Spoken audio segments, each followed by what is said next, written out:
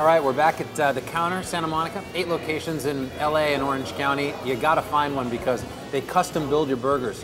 312,000 different combinations, as I mentioned earlier. This is mine. This is the Counter burger. That's a pound of beef right there.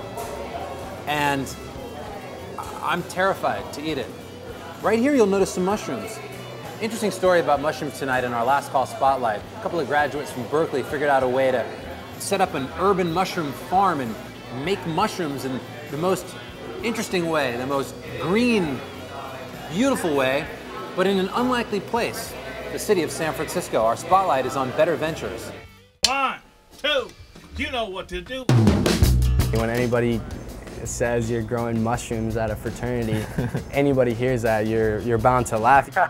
My name is Alex Velez and I'm 22 years old. My name is Nick Hill Aurora and I'm 23 years old. And we're the co-founders of Better Ventures.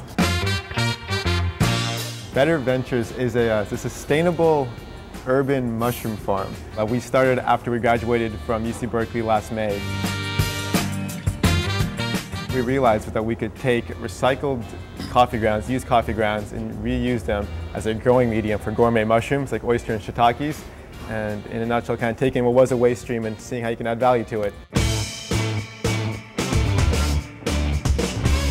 We literally went around knocking on as many coffee shops as possible, collecting little buckets of coffee grounds from all these different stores. And we turned his kitchen into a kind of a science experiment, this crazy little room filled with 10 different buckets of coffee grounds mixed with mushroom seeds. Yeah, it was pretty interesting, for especially the guys that I was living with. Out of those 10 buckets we planted, only one of them grew. And we kind of saw out of that one bucket, like, hey, there's something to this idea. It's the only one that grew. We took it to the Berkeley Whole Foods, went and saw the first produce guy there, and we're like, hey, we're growing mushrooms. This is all recycled coffee grounds, and kind of looked and he's like, oh, this is pretty cool. Yeah, since then, we've been trying to expand it out and see where we can take this whole idea.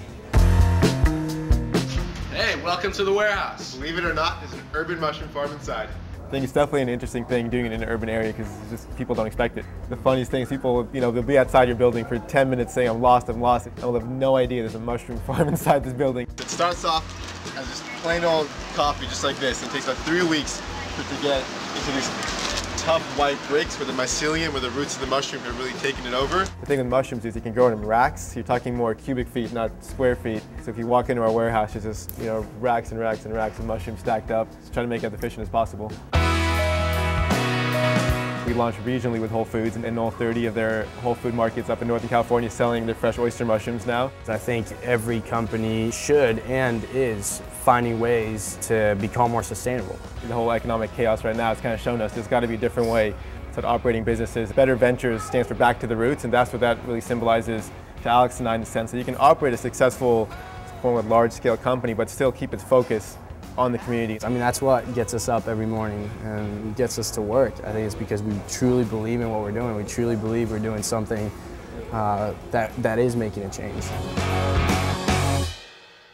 It's fascinating, really is, right? In fact, if you want to pick up one of their little kits, you can. You can pick it up at Whole Foods or at Pete's Coffee and Tea. We'll take a break. When we get back.